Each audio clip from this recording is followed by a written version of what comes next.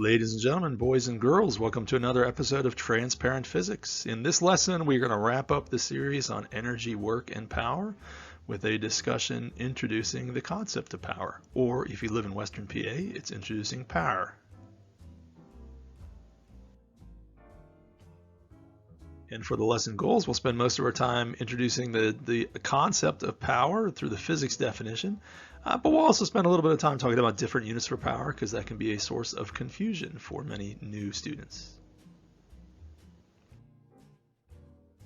And as we often do, we'll take a look at the way the word is used in sort of everyday language and compare that to how physics uses it so we can connect what we currently know to what we're going to be learning. If we travel back in time, earliest origins of the word power come from the Latin word posse. I do not speak Latin, so I do not know how to pronounce that. The meaning of posse means to be able. And that's not bad. Superman, they say, is more powerful than a locomotive. That means he's more able to do stuff than a locomotive can. So a lot of the 15 plus different definitions I found online for power rotate somewhere around that, the ability to be able to do stuff.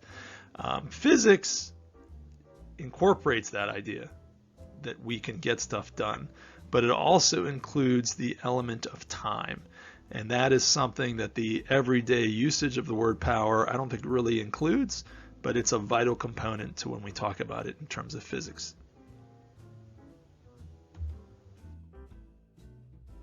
And here it is, calculating power. Power, capital P.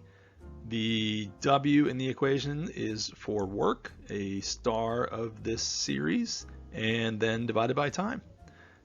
We talked earlier about the idea of work. Work is the transfer of energy through motion. We can solve for it using the equation work equals FD cosine theta.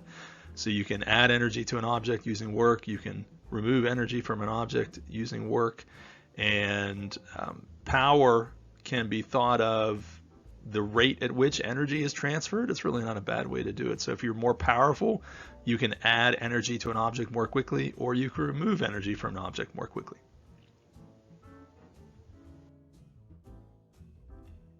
And a source of some confusion when new students are learning about power is the idea that power in the everyday definition is just, again, the ability to get stuff done. So we imagine that something that can do a large amount of work is automatically going to be very powerful. A large amount of work could be exerting a large force over a large distance or some variation thereof. You're taking a large amount of energy from an object. You're adding a lot of energy to an object either way. But in a physics powerful sense, it's not just enough to be doing a large amount of work. You also have to factor in the time element as well. So an engine may be capable of doing less work than a quote-unquote more powerful engine. But if it can do the work in a shorter amount of time than a larger engine can, it actually ends up being more powerful. You just work out the math, work divided by time. So the largest work does not always win. You have to factor in the time as well. And that's it. We spent a lot of time talking about work, so it pays off here because power is work divided by time. And since we have a good background on work by now, power is just a pretty simple extension of that. So sit back, enjoy a sip of your tea, and maybe think about your favorite memory from the Energy, Work, and Power series. There's so many.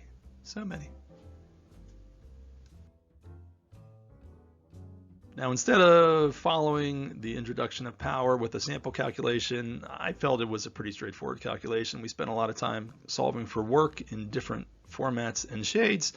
So whatever you solve for work, you just divide it by the time, and then you get your power. So instead, we're going to spend a little bit of time talking about the units because that can be a little bit of confusing element as well. Power is solved for by taking work divided by time. Work can be measured in joules. Time can be measured in seconds. So we take joules per second. As is often the case in physics, we can take a longer, more complicated unit and name it after a famous scientist to save ourselves a little bit of space and time. And in this case, a joule per second is equal to a watt. We'll talk more about watt in just a second. And as always, when you're naming a unit after a person, it's lowercase when you write it out, but uppercase when you abbreviate it. And in the problems you're going to be solving in your course right now, you'll be exerting a force over a distance in a certain amount of time, and you'll solve for watts in that way. But it's seen in other places in physics as well. Probably the most common place that you'd see it in an everyday sense is in electronic devices. Say, for example, a light bulb, where it is a measure at the rate of which electrical energy is transferred in a circuit. So it's still got that idea of energy being transferred, but there are some nuances that come into play, and that is a tale for a different time. So if you're prepared for a thing of grace and beauty, let's move on to the English units. In the metric system, it is joules per second, which is Newton meters per second. So the English equivalent to a Newton meter is a foot-pound. I guess technically we should call it pound-feet, but whatever. And so a foot-pound per second is the English unit for power in terms of sort of base units. We can use other units to express that combination. The one you'll probably see most common is a horsepower. And it's not a one-to-one relationship, though. There are about 550 foot-pounds per second in 1 horsepower. And if we wanted to compare horsepower to the metric unit watts, there's about 746 watts in 1 horsepower. And I specify English horsepower because technically you can have metric horsepower, but metric horsepower is not the exact same as English horsepower. Just stick with watts, kids. You'll be fine. And it is used in engines. You know, you buy your car, you get horsepower rating for your engine, and it's really an indication of how rapidly it can move an object over a given distance. So the more horsepower your engine has, the more rapidly it can move your car. You know, sort of the classic 0 to 60 rating.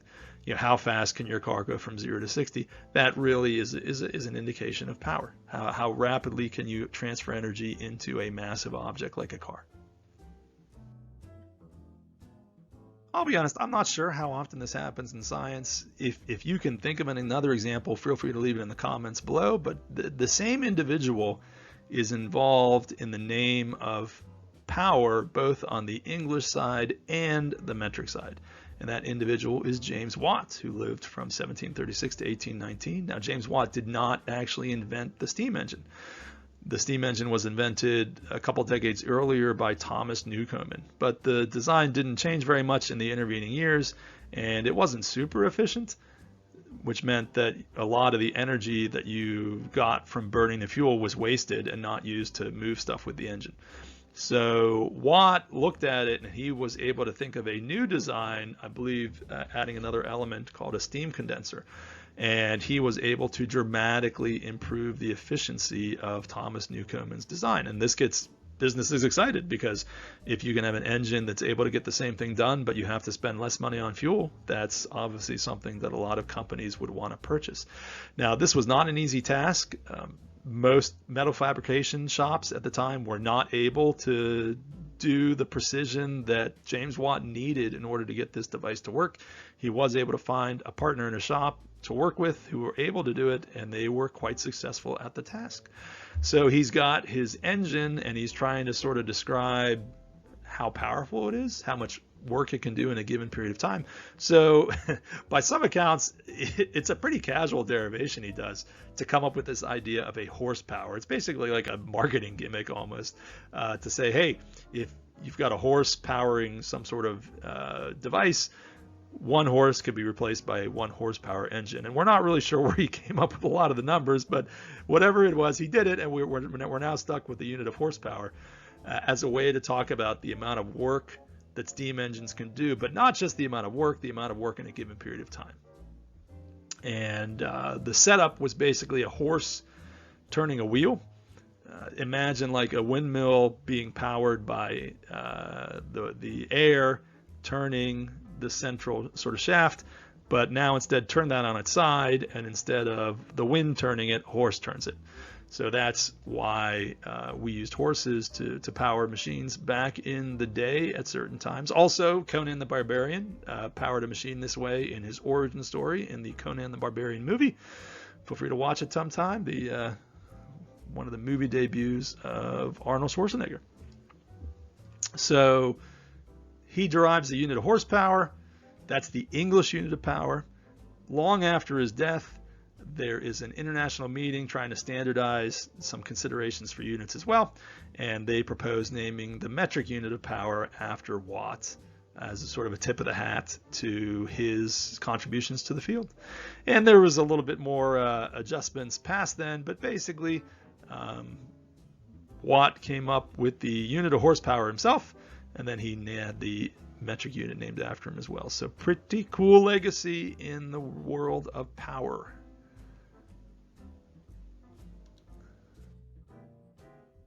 All right, then to wrap up, just a couple ideas. Remember, when the world talks about power, they are probably thinking about it just in terms of raw ability, which is not exactly the way a physicist or engineer looks at it, because we aren't just concerned with the ability to do work. We're concerned with the rate at which you can do work, which includes the idea of time. And this shows up in a lot of other places than just objects being pushed along a surface. The most obvious example was, again, a wide variety of application in the field of electronics, but you'll see it in other places as well. So a great thing to know the basics of: power. All right, then, if you feel that we got a lot of work done in a relatively short period of time with this lesson, feel free to hit the like button. If you have any questions or comments about what I talked about, leave them in the field below. And to find out what's coming next from Transparent Physics and to help the channel grow, please consider becoming a subscriber. All right, then, that wraps up the series on energy, work, and power. Throw your confetti into the air now. And hopefully I've made the concept of power and the larger topic of energy, work, and power a little clearer for you with these lessons from Transparent Physics.